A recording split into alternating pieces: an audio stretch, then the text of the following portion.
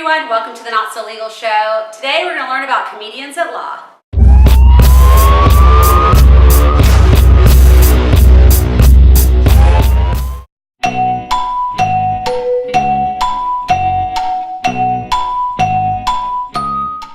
Everybody right here, what you need to do is be thankful for the life you got, you know what I'm saying? Stop looking at what you ain't got, start being thankful for what you do got. Let's get it to him, baby girl.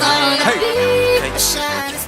Tell everyone, what is Comedians at Law? Well, it's not a law firm, but we say we're partners because it's kind of a joke. We're a group of former lawyers turned comedians that tour all over the country, performing for bar associations and law schools and law firms.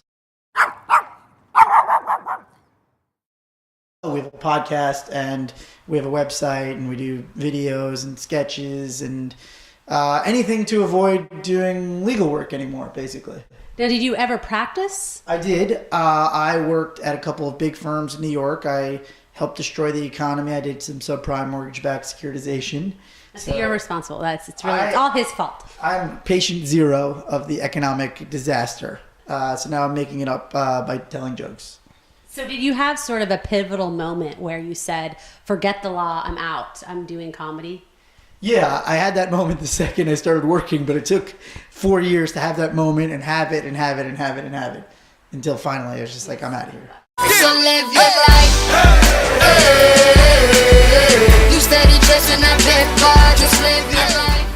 When you started doing comedy, is it focused around legal jokes? Or? No, not at all. Actually, when I started doing comedy, I didn't do any law jokes at all. I didn't want anyone to even know that I was a lawyer. But I guess a couple of years ago, I hooked up with these other guys who used to be lawyers because the comedy world's pretty small. And we all realized, hey, maybe we should try and market ourselves to lawyers. Then we started coming up with some law jokes. But we sort of mix it up. It's just that we dabble in the law jokes, and then it's just regular stuff about our girlfriends and wives and puppies and stuff, you know. The usual. What do you have to say? I don't know what's going on. When's dinner? When is dinner? Feed me. Can I get that microphone? Thank you. And so what's some advice to entrepreneurs? Because you've kind of become an entrepreneur at this point of forgetting, the job you're in and starting something new. What's some advice that you would give to someone who goes to work every day and is miserable? See if the windows can open and jump out of it. No. Seriously, have a plan. I think the worst thing you can do is, just say, oh, well, I'm quitting because I want to do this other thing.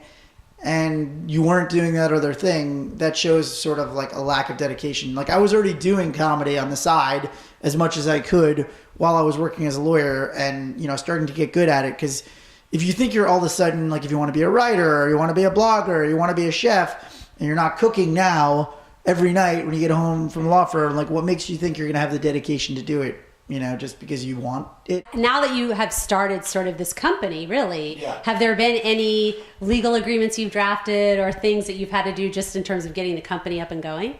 Well, yeah, we actually drafted a partnership agreement, which amongst a bunch of lawyers ended up being ridiculously long and Right. detailed. We're like, guys, we got out of the law so that we wouldn't have to have these kind of haggling sessions. Order in the court. Plans for Comedians at Law. 5 years from now, where do you hope that it will go? And do you think you will ever practice law again? Well, for me personally, I'm already heavily involved in TV production out here. I just had a show on the air. I'm working on another show. So law is out of the question for me ever. For the group, for Comedians at Law, we've got a few big things in the pipeline. Our podcast is growing. We're working on some things to expand that. We've got a couple of things with TV that, knock on wood, might expose us to a much larger audience. Tour nonstop for the next 5 years. We were on tour literally all of last year. Oh, wow. So how do you like being on tour? Are you in a van? Yeah, no, we're on a G4. I mean, we're Comedians at Law, for God's sake. What was I thinking?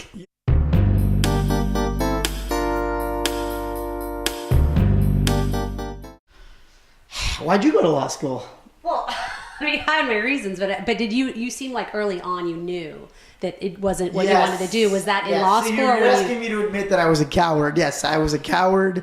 I was afraid to do what I really wanted to do in life. I was just a young puppy. And I thought, I'm 21, law school seems like the safe bet. I'm a Jew from Long Island, just following the pack.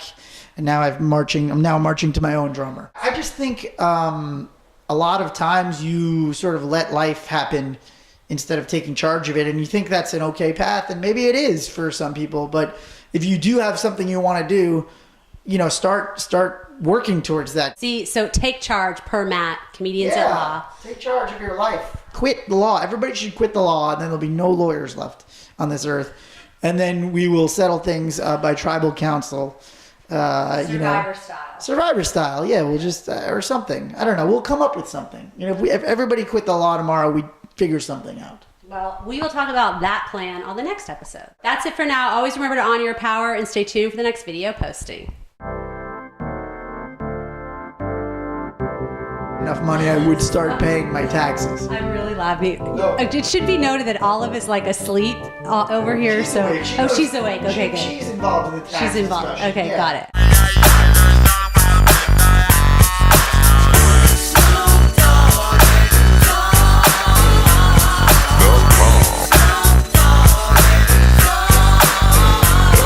From the depths of the sea back